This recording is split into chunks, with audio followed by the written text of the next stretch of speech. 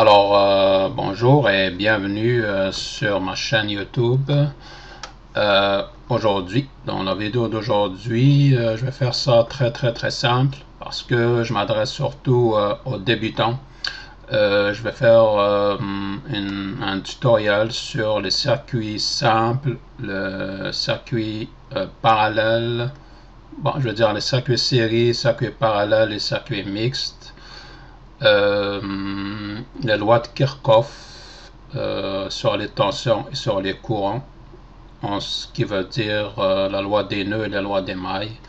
Donc voilà, nous allons débuter tout de suite. Donc voilà, je vais d'abord faire le circuit, puis faire des calculs et en même temps faire des mesures pour voir que la loi de Kirchhoff, que ça dit exactement les mêmes calculs et les mêmes mesures sont exactes. Donc on ne parle pas d'autre chose, mais tout est exact sur l'expérience. Donc voilà, donc on va commencer tout de suite. Je vais commencer d'abord par faire le circuit. Ensuite, à la longueur, je vais faire des mesures et expliquer d'autres choses aussi. Donc, nous allons commencer d'abord par la source. Je vais prendre une batterie. Pour le moment, par défaut, il est à 9 volts, mais je pourrais changer le voltage à mon propre gré. Si par exemple je commence par le circuit série, si je prends deux résistances, non, je vais prendre au moins 3. Donc si je fais par exemple comme ça,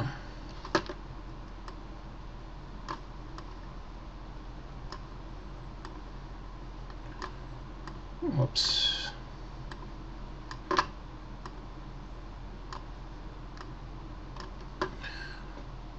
Le but de cette simulation, c'est qu'on va voir vraiment le courant circuler, puis les tensions.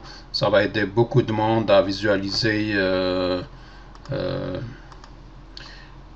les formules et la loi d'Ohm, puis voir les courants, comment ils traversent la résistance, qu'est-ce qui arrive, comment les courants ils vont dériver quand on a un nœud. Ça veut dire on a deux branches au plus, donc le courant il a tendance à dériver sur plusieurs branches, puis on va tout visualiser tout ça.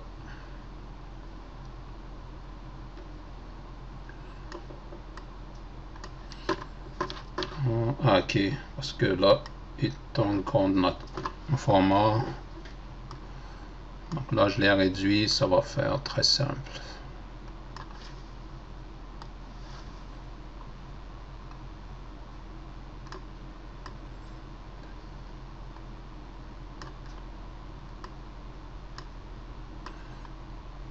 Comme c'est un circuit très simple, donc ça prend pas beaucoup de temps pour faire tout ça. Juste un peu de patience.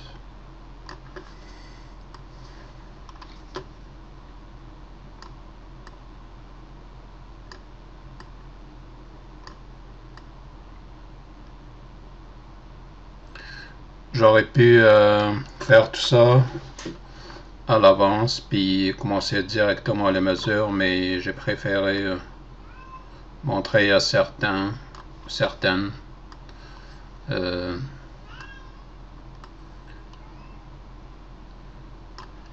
comment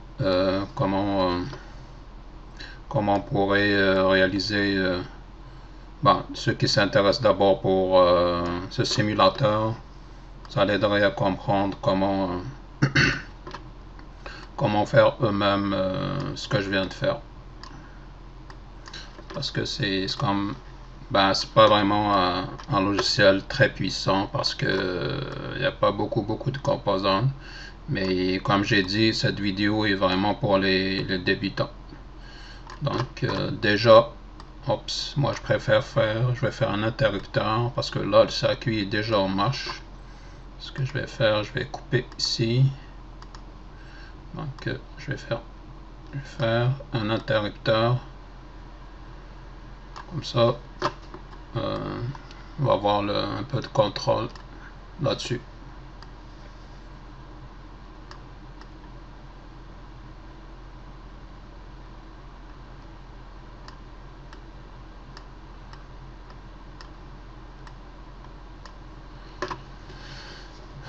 Donc voilà, si je ferme l'interrupteur, on voit que déjà le courant commence à circuler. Là, il circule un peu lentement, mais attends. Ok, parce que là j'ai une source de 9 volts, puis il y a quand même un circuit quand même de 30 ohms. Mais si maintenant j'augmente le nombre de voltages, on va voir que le courant il commence à être visible, puis ça va circuler rapidement. Juste pour que ce soit un petit peu visible. Donc je vais mettre maintenant 50 volts comme source. Puis là on voit le sens conventionnel du courant, mais en réalité ici le sens conventionnel il s'en va du plus vers le moins.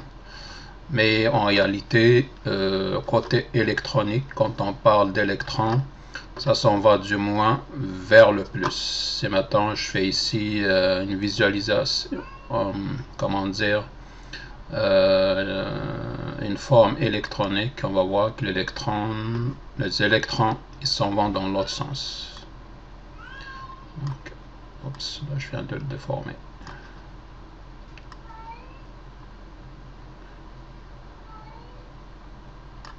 Mais je trouve que la représentation conventionnelle est mieux que l'autre. Donc là je pourrais aussi, attends, je vais juste enlever, voilà, je pourrais même pour certains aussi pourrait voir aussi le code de couleur pour les résistances. Maintenant on voit que le premier chiffre significatif c'est un brun, noir et noir, ce qui veut dire c'est une 10 ohms. Et si maintenant je change, on va voir que le code de couleur aussi il change. Donc voilà, donc ils peuvent aussi utiliser, se pratiquer pour les codes de couleurs. Donc si maintenant je veux que ça monte vers les kilos, je sais pas si je pourrais aller jusqu'au kilo. Mais déjà on voit que le courant il commence vraiment à diminuer de façon linéaire. Ok, maintenant celle-là il est de 41,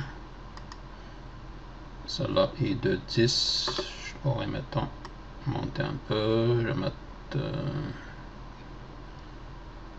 100 ohms. Ok, je vais mettre 100. Celle-là je vais mettre 120.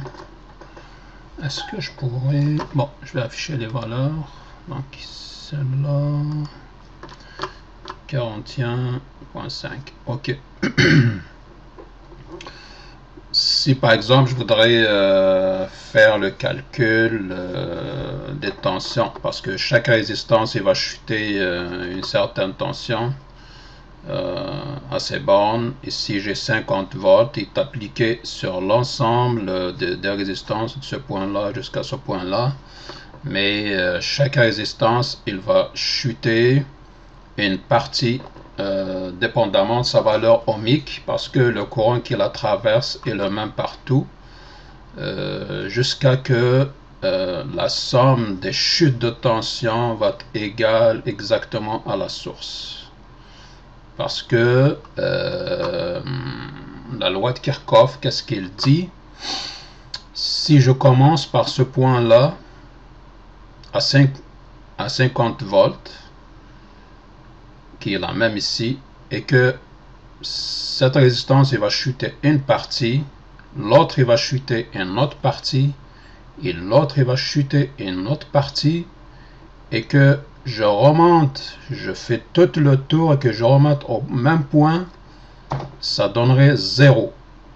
Parce que malheureusement je ne pourrais pas faire des plus et des moins ici, parce que quand on va dans le sens du courant, les tensions elles se rajoutent. Maintenant si j'ai un plus, si j'ai un moins, donc je vais faire plus une valeur, plus une valeur, plus une valeur. Mais quand j'arrive à la batterie, là je vais du moins vers le plus, donc je vais faire moins.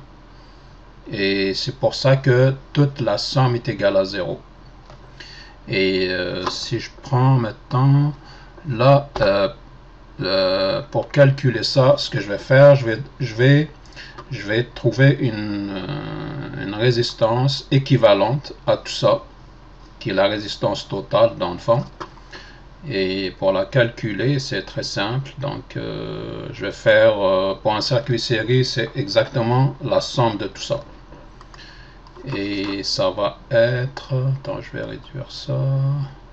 Donc ça va être 44.5 plus 100 plus 120, ça me donnerait une résistance totale de 264.5 ohms.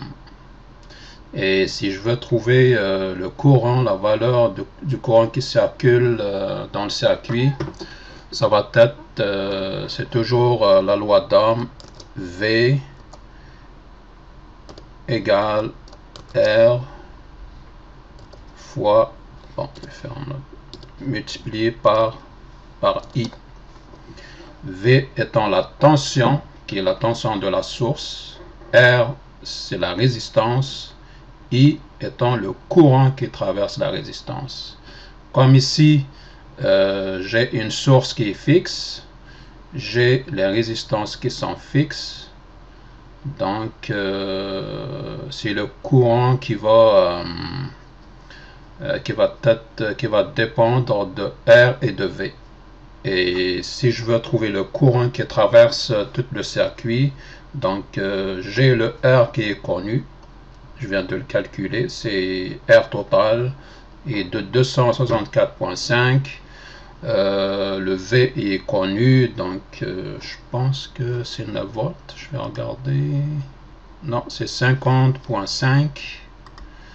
Donc si je veux trouver le I, donc je vais faire 50.5, je divise ça par la résistance totale que je viens de calculer par 264.5, ça me donnerait un courant de 0,19 ampères.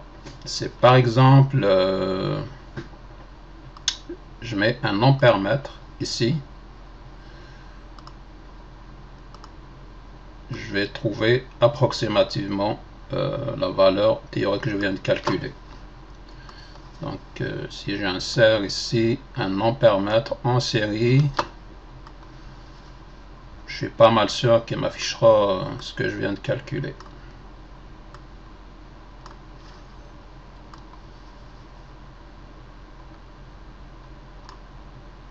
Voilà, donc il m'a affiché 0,19 ampères exactement comme je l'ai calculé. Maintenant que j'ai le courant, j'ai la résistance. Attends.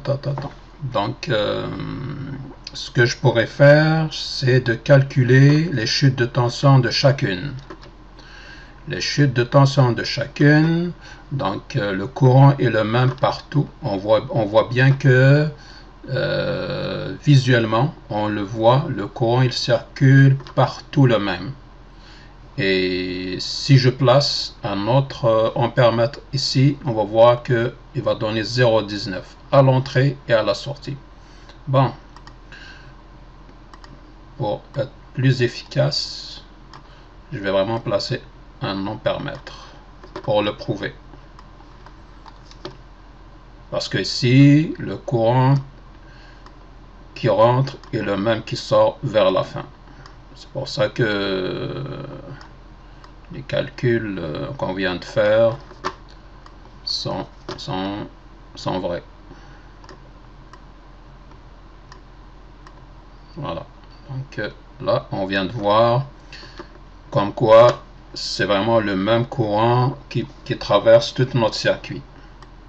Parce que peu importe si je fais ici 1000 résistances, ça va être toujours le même courant qui les traverse. Ben là, je dis n'importe quoi, mais juste un chiffre comme ça au hasard. Qu'est-ce qui va arriver ici? Qu'est-ce qu'on fait? On contrôle les tensions. C'est plus les tensions qu'on contrôle. On va voir plus tard dans un montage parallèle, la tension elle va être fixe, mais on va contrôler plus les courants.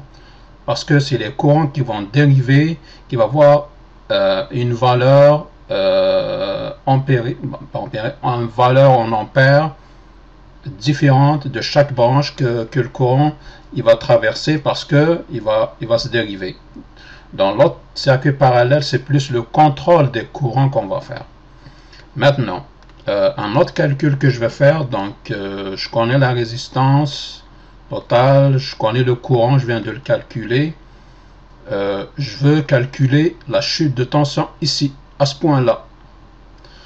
Comme j'avais dit, le courant c'est toujours le même. La résistance, qu'est-ce qu'elle me fait? Elle me sert pour contrôler la tension à chaque bout du circuit. Si maintenant ici, mon point est un A, au point B, la tension n'est pas la même. Parce que je viens de contrôler la tension avec la résistance que j'ai insérée ici. Si je voulais que cette résistance, cette tension soit à une valeur désirée, donc plus grande, donc je vais augmenter le R. Toujours loi d'Ohm, V égale RI. Donc le V que je vais avoir ici, il va être fonction du R et de I qui la traverse. V égale R fois le courant. Le courant est le même. V, je ne le connais pas, mais c'est ça que je désire. Donc je veux avoir un contrôle de tension ici. Donc si j'ai un Fx et que je veux une tension plus élevé ici et non pas ici et non pas ici, donc j'ai juste augmenté la résistance ici. Voilà. Mais pour le besoin du calcul, ce que je vais faire, donc pour trouver le V à ce point là, donc j'ai mon courant est égal à, donc juste pour avoir des bonnes valeurs de courant, je vais mettre cette valeur en mémoire de la calculatrice. Comme ça, je vais avoir une valeur précise. Ce que je vais faire, je vais la stocker. Je vais la donner ici X. X, mais souvenez-vous que c'est toujours, à chaque fois que je vais mettre un X, mais c'est toujours 0.19026, bon, tout le chiffre là en courant. C'est juste parce que je voulais pas à chaque fois réécrire la valeur exacte, mais je l'ai stocké dans la mémoire de l'ordinateur pour le besoin du calcul. Donc, si je veux par exemple calculer la tension à ce point-là, donc c'est V, donc c'est V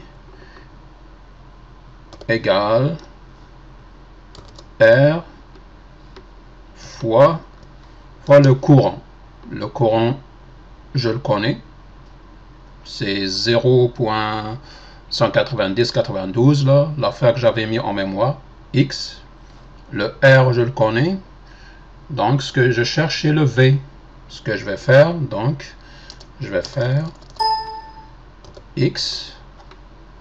X étant le courant que j'avais même mis dans la mémoire de mon ordinateur, multiplié par la résistance que j'ai ici, qui est égale à 44.5 ohms. Donc voilà, donc j'ai une tension de 49,62 et quelques poussières. Si maintenant je décide de la mesurer avec un voltmètre, je vais prendre mon voltmètre que je vais mettre ici. Toujours, lui s'en va vers la borne du potentiel positif et lui en négatif. Mais comme ici c'est pas le vrai négatif, mais le potentiel inférieur à l'autre. Donc j'obtiens 8.01, c'est quoi que j'avais calculé, 8.50. Mais je me rapproche. Est-ce que c'est 44.5? Oui. Donc il manque quelques poussières, mais c'est pas grave parce que il y a toujours les résistances, ils ont une tolérance. La tolérance de celle-ci, c'est le jaune, c'est plus ou moins 4%. Si la couleur, si j'ai bien vu la couleur, ça doit être ça. Parce que là, la valeur théorique est de ça, mais ça dépend exactement des tolérances. Mais c'est pas méchant.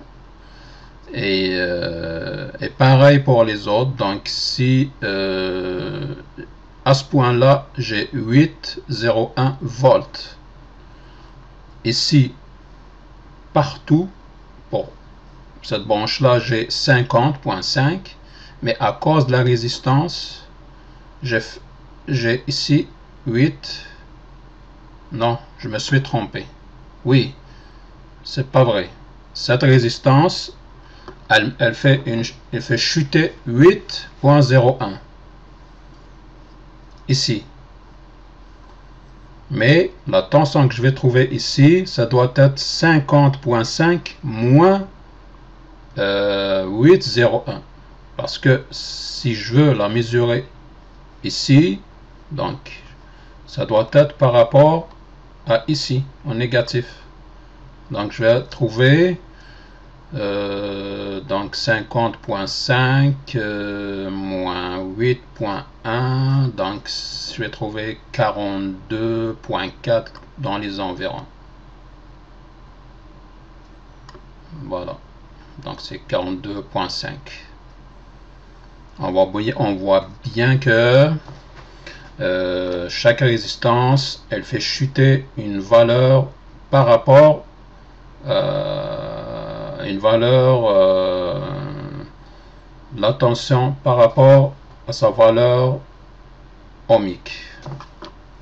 Et si je veux aussi calculer pour la celle-là, sa valeur, la chute de tension qu'il va faire, ça doit être toujours le même courant qui traverse par ici, multiplié par la résistance de 100. Donc ça doit être, je pense que je vais trouver 19 volts. C'est maintenant je fais mon X qui est toujours mon courant multiplié par 100. Donc j'ai 19.9. Si je veux la mesurer encore, voilà, c'est 19.31. Puis si je veux trouver ma tension à ce point là, c'est ça doit être la tension que j'avais trouvée ici. Attends, qui est de 42.49 moins 19. Donc si je fais, c'est pas celle-là. Si je fais 42.49 moins la tension, cette résistance qui est de 19.31 moins 19.31, ça me donnerait 23.18. Donc si je veux avoir ma tension ici, donc c'est 23.17. Très proche. Maintenant, pourquoi Pourquoi? Par exemple, l'utilité de ce circuit. Il est très simple, mais on l'utilise généralement dans le domaine de l'électronique et de l'électricité comme un diviseur de tension. Par exemple, j'ai n'importe quelle source ici. Ça doit être qu'elle vient d'un autre circuit plus loin, mais que quelque part ici, je vais utiliser une petite lampe, par exemple. Cette lampe-là, et il y a besoin d'un certain voltage, mais c'est plus 100 voltage. Mettons, je veux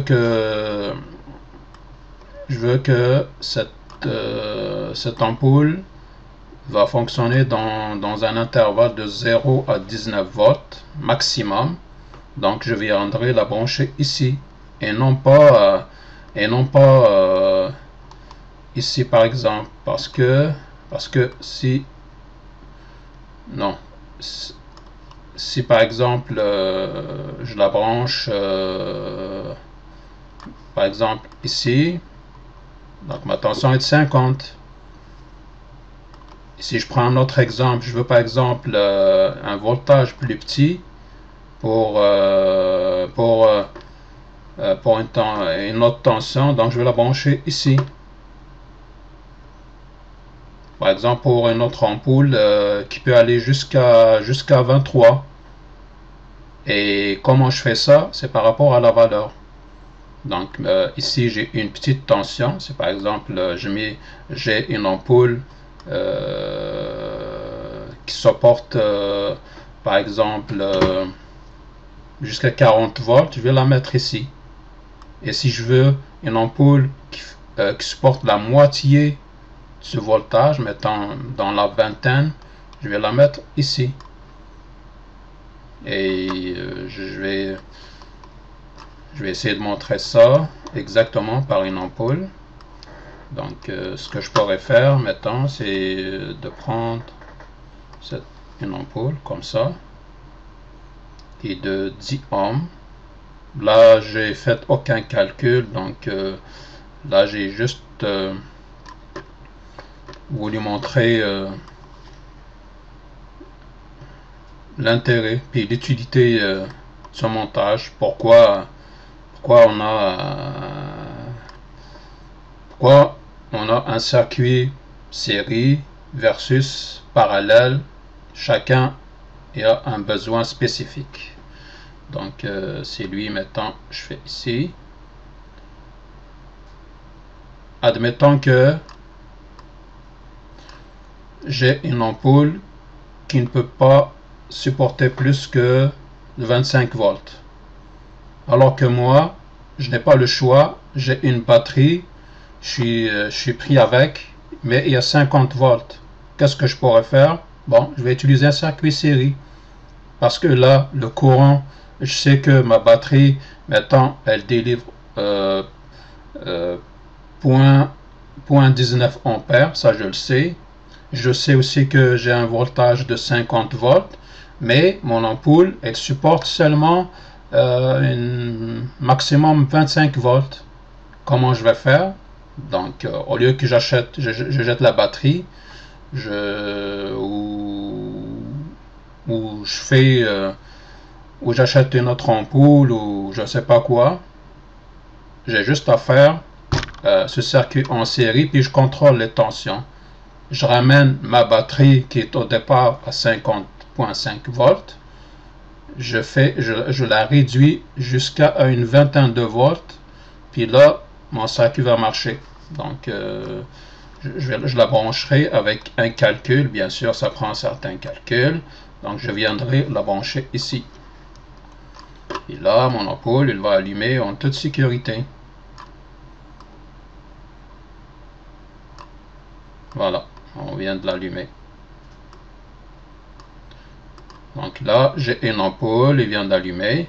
Pour dire que on a un contrôle de tension, on va voir que les tensions, elles bougent. Elles se varient d'un point à un autre. Je pense que la meilleure façon de le montrer aussi, c'est en utilisant la lumière de cette ampoule-là, plus qu'un voltage, pour le monde qui sont plus visuels. Et si le moindrement je viens modifier ma tension ici, on va voir que de plus en plus que ma tension il monte. S'il monte ici, la loi d'Ohm, c'est toujours la même. C'est théorique, c'est une loi fixe, il ne varie pas. Donc, si ma tension elle monte, les résistances ils sont fixes, c'est le courant qui va monter en vis-à-vis. Et si le courant monte qui traverse mon ampoule, c'est-à-dire que l'ampoule aussi va s'illuminer plus qu'il est en ce moment. Donc ici il est à 50, donc je vais essayer de la monter. Donc on va voir le courant qui va commencer à circuler plus. Puis elle aussi, on voit que voilà, à 120 il a commencé à donner plus de lumière, ce qui veut dire que la tension qui est ici a monté aussi. Et si maintenant je décide de défaire ici, que je le branche ailleurs, oups, on va voir que elle va s'allumer plus. Ici vous regardez, donc il y a ici là il y a une seule résistance, donc il est parcouru par un courant plus fort et que ce qui était à cette place là, ce qui veut dire que je viens vraiment contrôler les tensions.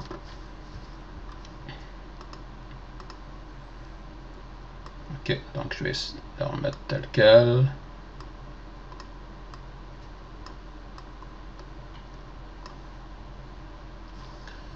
Oups, j'ai perdu une branche.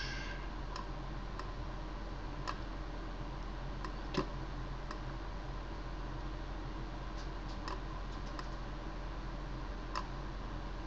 Ce que je vais faire, je vais mettre la vidéo en pause. Puis je vais refaire un autre circuit pour montrer un autre montage qui est en parallèle, un circuit où la tension va être la même, mais que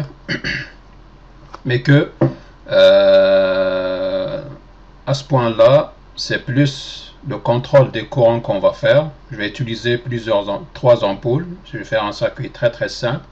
Et là, on va voir que notre souci à ce point-là, c'est plus, on se soucie pas du voltage, mais plus du courant. Si par exemple j'ai trois ampoules qui fonctionnent au même voltage, mais que il peut supporter un courant tel, l'autre un autre courant plus supérieur, l'autre plus supérieur que la deuxième. Donc là, on s'en vient choisir un circuit parallèle. Donc voilà, donc je vous reviens dans quelques secondes.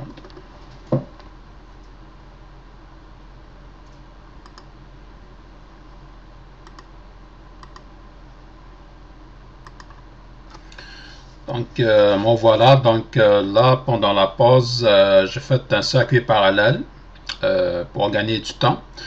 Là on va voir la différence paramétrique sur le côté courant et tension. On a vu tout à l'heure le circuit série où le courant est le même qui traverse la maille ou la branche partout sur toutes les résistances, mais que on a un contrôle de tension. À chaque résistance, ça correspond à une tension différente, plus grande ou plus petite. Avec le circuit série, pour juste mettre les idées en ordre, le circuit série, le courant est le même partout, les tensions, ça diffère d'une résistance à une autre.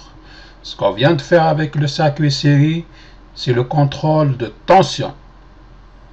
Donc, j'ai ma source qui a une valeur en voltage, en tension, qui est fixe, ça ne varie pas.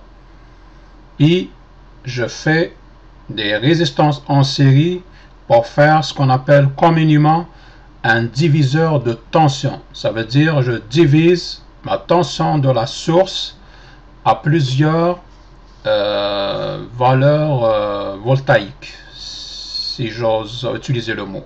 Oui, donc plusieurs voltages. Par contre, ce qu'on va voir maintenant, dans quelques secondes, j'ai fait, on va simuler un circuit parallèle. Le circuit parallèle, dans la branche de mes résistances, la tension est la même pour tout le système. Pour toutes les résistances, elles subissent toutes la même tension, mais elles ne subissent pas toutes le même courant. Pourquoi? Là aussi, on revient à la loi d'Ohm. V égale RI. Même tension, différentes résistances, donc ce qui varie, c'est le courant. C'est une loi un petit peu conservatrice dans le temps où les termes doivent tous se conserver. Si je varie la valeur de résistance, mais que la tension est fixe, donc c'est le courant qui va varier.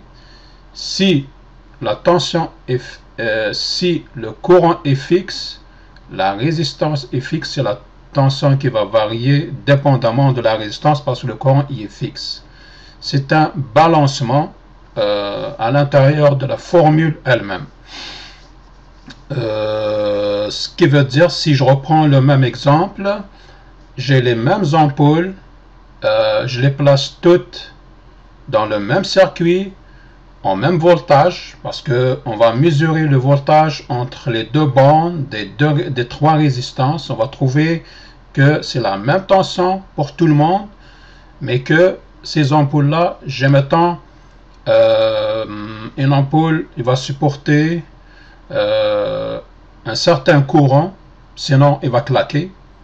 L'autre, il va supporter un autre courant plus supérieur. La troisième, 3 fois plus supérieur que le premier.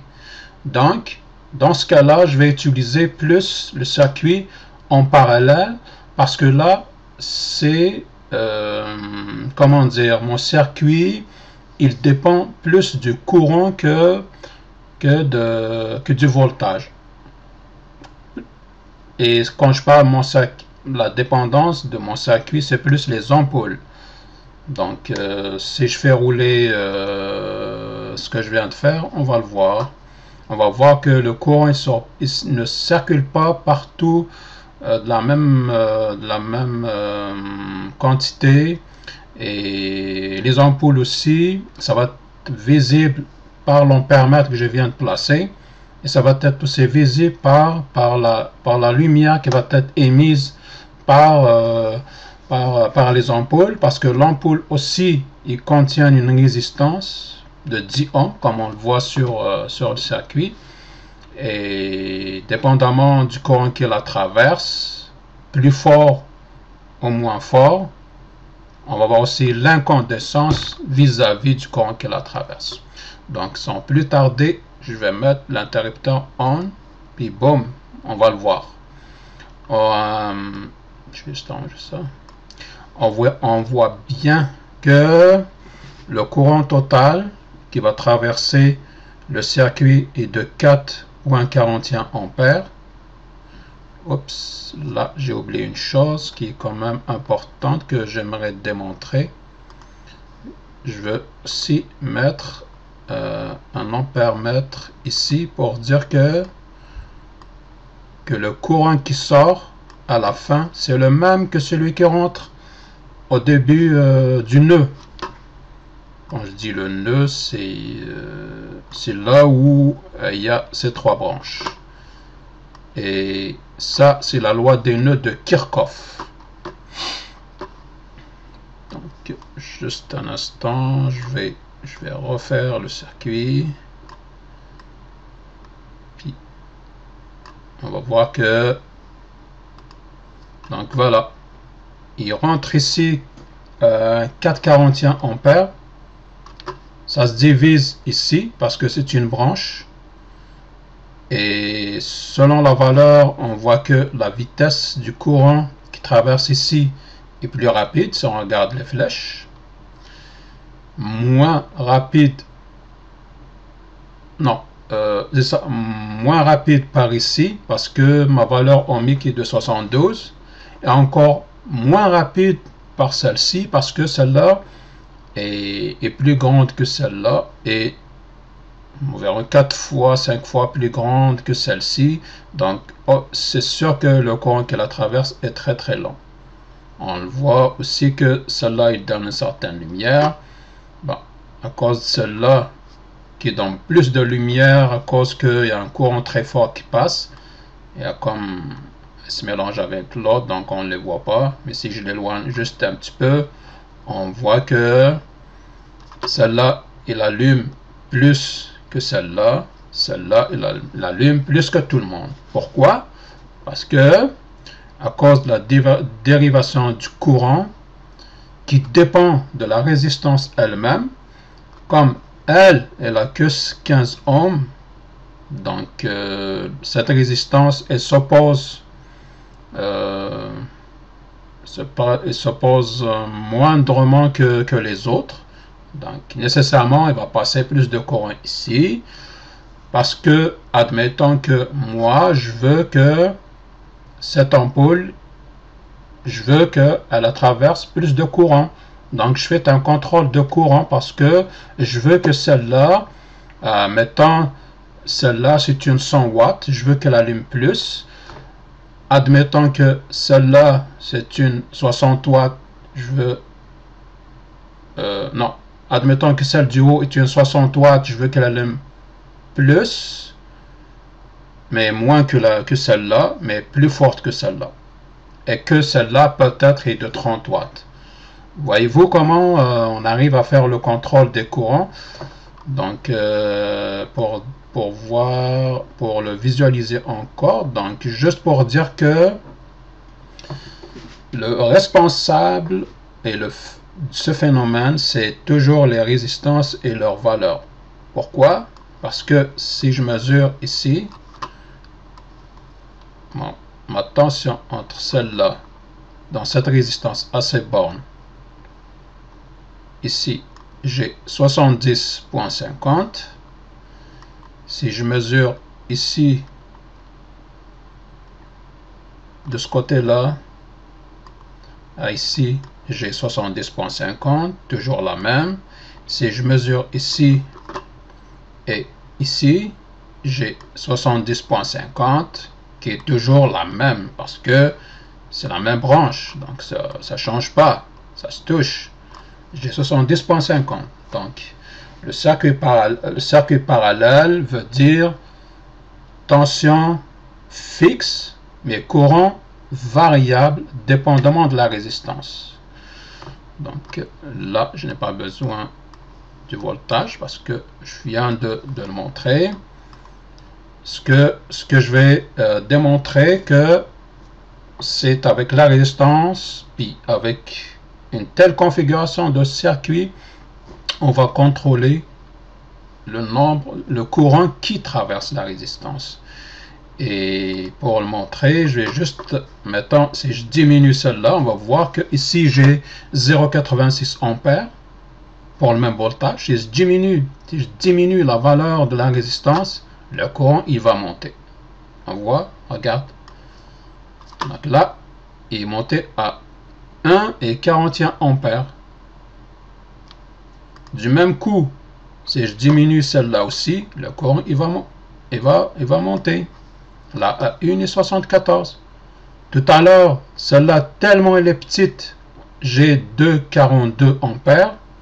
Si le moindrement que je la fais monter, son courant il va baisser. On voit que ça ralentit ici. Donc, on voit bien que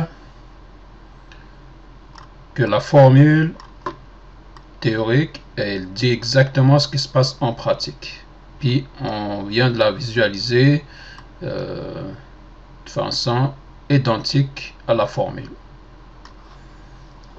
Puis, en même temps, on voit aussi que, regarde, la lumière, elle diminue sur celle-là, parce que j'augmente la résistance versus le courant, il diminue. Et en même temps, je viens de faire le contrôle des courants sur cette branche-là. Imaginez un moteur, imaginez une petite LED, imaginez un tas de choses où je voudrais, pour la même ligne de tension, ou la même pile, ou la même batterie, je viendrai contrôler plusieurs systèmes dans le courant. Donc, c'est ça.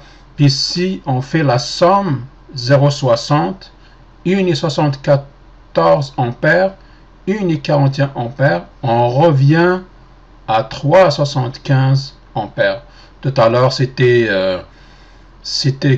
4 ampères, quelque chose comme ça, je ne me souviens pas. Parce que la résistance équivalente ici n'est pas la même. Puis, tout à l'heure, c'est pas les mêmes valeurs. Donc, les valeurs de résistance aussi, l'ensemble de ce circuit, il agit aussi sur le courant total qui la traverse. Ici, la formule pour calculer les résistances dans un circuit parallèle, ce n'est pas la somme des résistances, mais l'inverse de la résistance équivalente. Donc, pour la calculer, ce qu'on va faire, donc, je vais faire, on le calcule ainsi. Résistance, la RQ est égale, non, oui, je vais dire ça, c'est la résistance équivalente, est égale à 1 divisé par la résistance totale. Ben là, parce qu'elle n'a pas pris, bon, je voulais juste expliquer par écriture. Donc la résistance RQ, la résistance équivalente, est égale à 1 divisé par la résistance totale. Et ma résistance totale est égale à 1 divisé, non, 1 divisé par,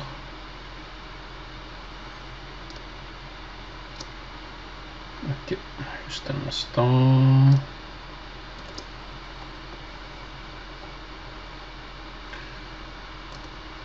par 1 divisé par R1 plus 1 divisé par R2 plus 1 divisé par R3. Oups.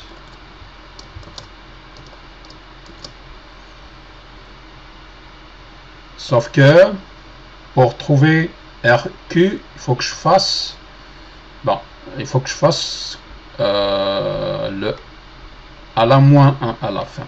Donc ce que je vais faire, donc c'est égal à 1 divisé, ben, selon les valeurs que j'ai ici. Donc si je remplace avec mes valeurs, je vais faire, c'est égal à 1 divisé,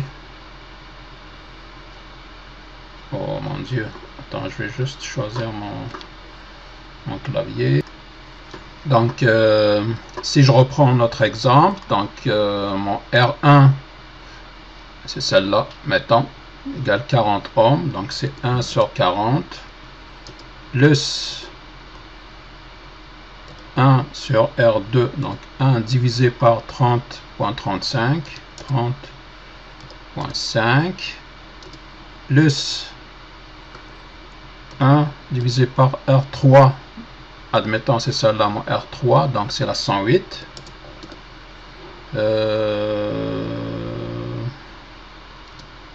Okay. Et comme j'ai un autre, je mets tout ça à la moins 1, donc ma calculatrice, je devrais mettre ça comme une variable. Je vais mettre ça une variable X.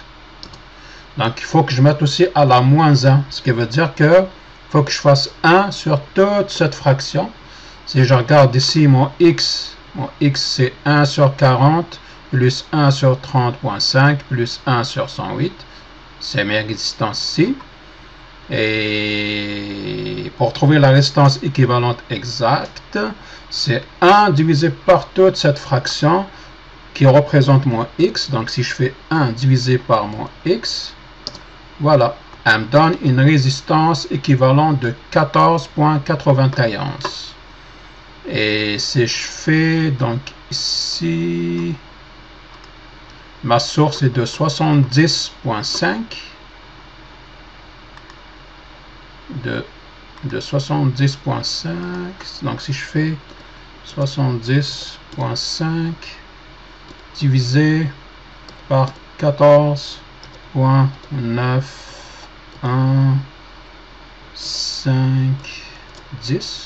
ben la résistance équivalente là, je vais trouver le courant qui est de 4,72. Ça c'est une valeur théorique, ça se rapproche un petit peu. Donc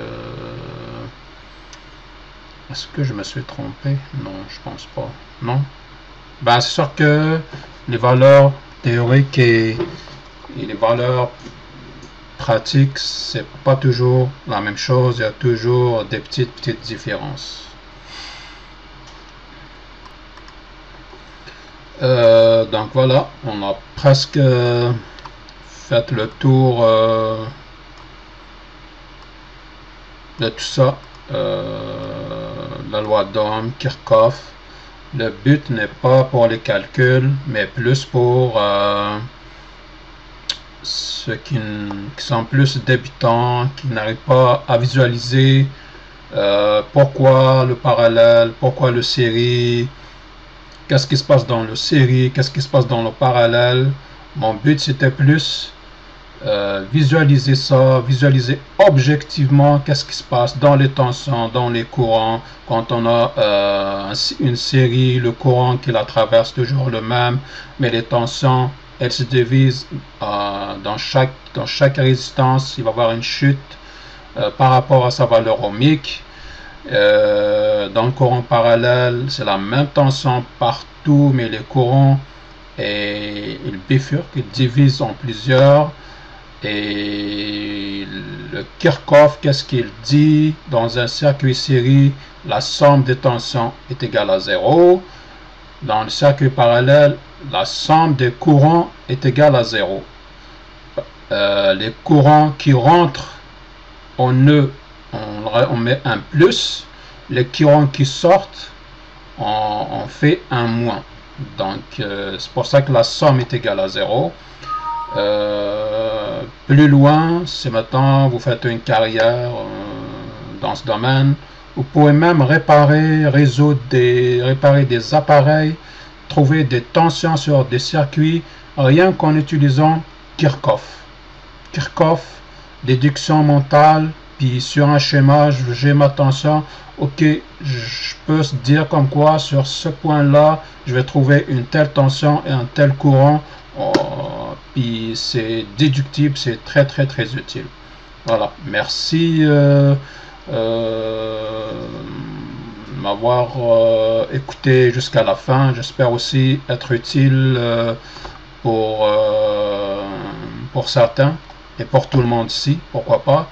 Donc n'hésitez pas à vous abonner sur ma chaîne YouTube où j'ai d'autres projets. C'est vrai que aujourd'hui, je suis un petit peu bizarre parce que ça fait plusieurs mois que je n'ai pas fait de tutoriel. J'ai l'impression que je cherche mes mots, mais c'est tout à fait normal, c'est tout à fait naturel. C'est comme parler à un public. On a des fois même un artiste, il y a certains tracks, mais plus tard, je vais faire d'autres